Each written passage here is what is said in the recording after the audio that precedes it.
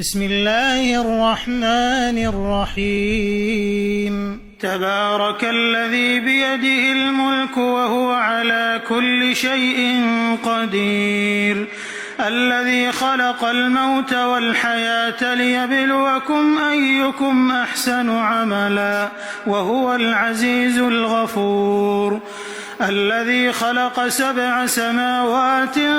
طباقا ما ترى في خلق الرحمن من تفاوت فارجع البصر هل ترى من فطور ثم ارجع البصر كرتين ينقلب إليك البصر خاسئا وهو حسير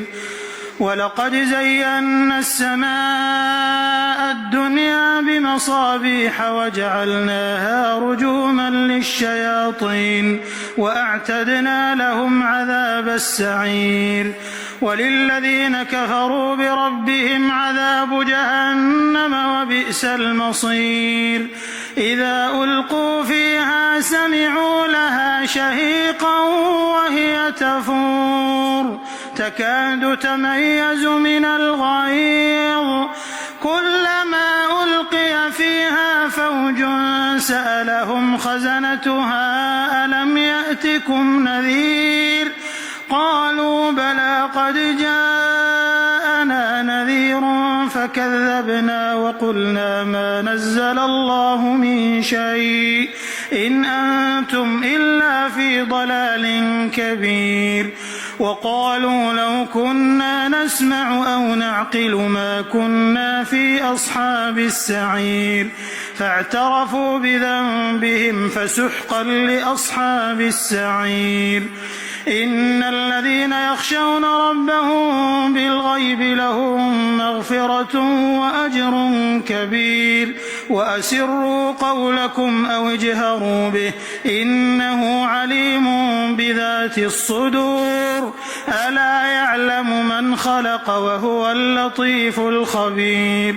هو الذي جعل لكم الأرض ذلولا فامشوا في مناكبها وكلوا من رزقه وإليه النشور أأمنتم من في السماء أن يخسف بكم الأرض فإذا هي تمور أم أمنتم من في السماء أن يرسل عليكم حاصبا فستعلمون كيف نذير ولقد كذب الذين من قبلهم فكيف كان نكير أولم يروا إلى الطير فوقهم صافات ويقبضن ما يمسكهن إلا الرحمن إنه بكل شيء بصير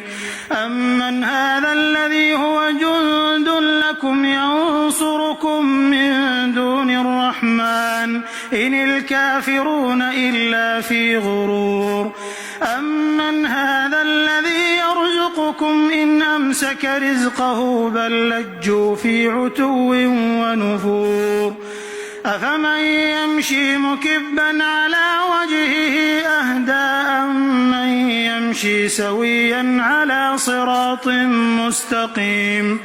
قل هو الذي أنشأكم وجعل لكم السمع والأبصار والأفئدة قليلا ما تشكرون قل هو الذي ذرأكم في الأرض وإليه تحشرون ويقولون متى هذا الوعد إن كنتم صادقين قل إنما العلم عند الله وإنما أنا نذير مبين فلما رأوه زلفة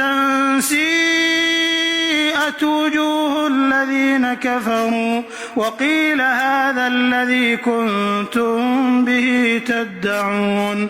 قل أرأيتم إن أهلكني الله ومن معي أو رحمنا فمن يجير الكافرين من عذاب أليم قل هو الرحمن آمنا به وعليه توكلنا